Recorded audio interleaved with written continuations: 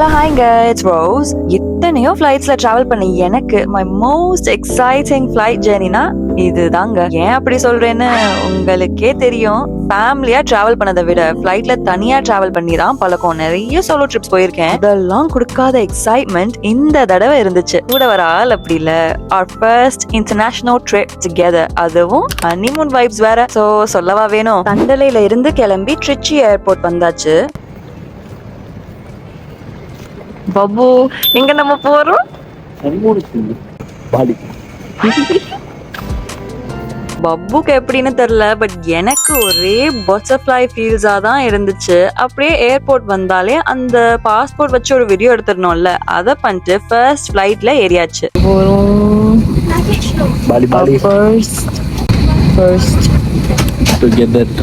First international trip.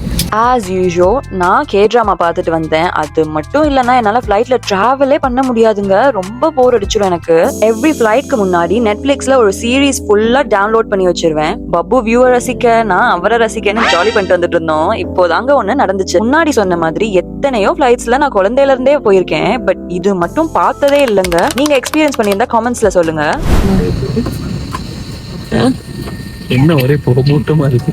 Anyways, transit airport வந்து land ஆயாச்சு. அது எங்கன்னா சிங்கப்பூர்ல. ஒரு 3 hours இங்க இருந்திருப்போம்னு நினைக்கிறேன். பப்புக்கு இங்க இருக்க ஃபுட் பெருசா இஷ்டம் இல்லைங்க. சோ ஒரு நல்ல பர்கர் பிளேஸ் கண்டுபிடிக்கிறதே it took us literally an hour. நான்லாம் டிரான்சிட் ஏர்போர்ட்ல ரொம்ப சாப்பிடவே மாட்டேன். லைட்டா பயம் ஃபிளைட்ல வாமிட் பண்ணிடுவேணும்னு. பட் திஸ் டைம் அப்படி எதுவுமே பண்ணலங்க. What a medical miracle. நைட்ல டிராவல் ஸ்டார்ட் பண்ணனால சருக்கு தூக்கம் கொண்டு தள்ளிடுச்சு பாவம். நான் மீண்டும் மீண்டும் அந்த K-drama வச்சுட்டு தான் உட்காந்துட்டு இருந்தேன்.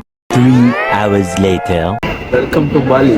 And finally we reached our first honeymoon destination. Airport பார்க்கவே அவ்வளோ அழகா இருந்துச்சு. இன்டீரியர் செம்மையா டெக்கரேட் பண்ணிருந்தாங்க. இது பார்க்கும் போதெல்லாம் ஐயோ நம்ம பேரண்ட்ஸ், இன்லோஸ், சிப்ளிங்ஸ்லாம் அங்க கூட்டிட்டு வரணும்னு ஒரு ஓரமா தோணிட்டே இருந்துச்சுங்க. Like I mentioned in my last video, எந்த பிரிட்டிஷ் பாஸ்போர்ட் அண்ட் அவங்களது இந்தியன் பாஸ்போர்ட். பட் ரெண்டு பேருமே இங்க on arrival visa and tourist levy எடுக்கணும். மொத்தம் அரௌண்ட் $80 ஆனிச்சு. டூரிஸ்ட் லெவி மட்டும் இந்தியால இருக்கும் போதே ஆன்லைன்லயே எடுத்துட்டேன். பட் அரைவல் வீசா மட்டும் டைம் கிடைக்க முடியல. ஹனிமூனுக்கு ஆக்சுவலி வேற ஒரு கண்ட்ரி தான் பிளான் பண்ணோம். பட் சில பல ரீசன்ஸ்னால ஒர்க் அவுட் ஆகல. சோ பாலி ஆக்சுவலி லாஸ்ட் மினிட்டா பிளான் பண்ண ஒரு ட்ரிப் தான். வீசா எடுக்க ஒரு 10 minutes தான் ஆனிச்சு. பட் இமிகிரேஷன் கியூ தான் வச்சு செஞ்சிருச்சு. என்னையே இல்ல பப்புவ. இந்த பாஸ்போர்ட்ல இருக்க ஒரே பெனிஃபிட், லைன்ல நிக்க வேணாம்.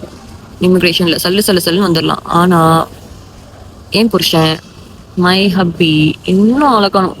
45 minutes ஆச்சு. நானும் சூட்கேஸ் எல்லாம் எடுத்துட்டு அங்க பாருங்க கேரியரே எம்டி ஆயிடுச்சு. உட்காந்துருக்கேன் வருவாங்கன்ட்டு ஆளே காணும். ஃப்ளைட்ல கூட வந்தவங்க எல்லாம் போயிட்டாங்க போல.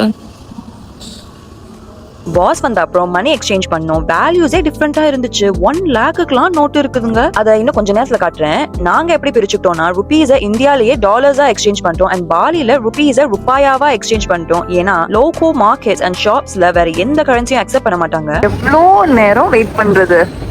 எங்க பாஸ் போனீங்க இவ்வளோ நேரம்? ஆல்சோ என்கிட்ட கொஞ்சம் பவுண்ட்ஸ் இருந்துச்சு. லிட்ரலி 4 டிஃப்ரெண்ட் கரன்சிஸ் வச்சுட்டு சுத்திட்டு இருந்தோம். ஏர்போர்ட்லயே eSIM பர்ச்சேஸ் பண்ணிட்டு வெளியே வந்தாச்சு. இனிமே தான் எக்ஸைட்டிங் அட்வென்ச்சர் ஸ்டார்ட் ஆகுது. ஸோ இந்த பேஜை ஃபாலோ பண்ணிக்கோங்க. See you in the next one. Bye.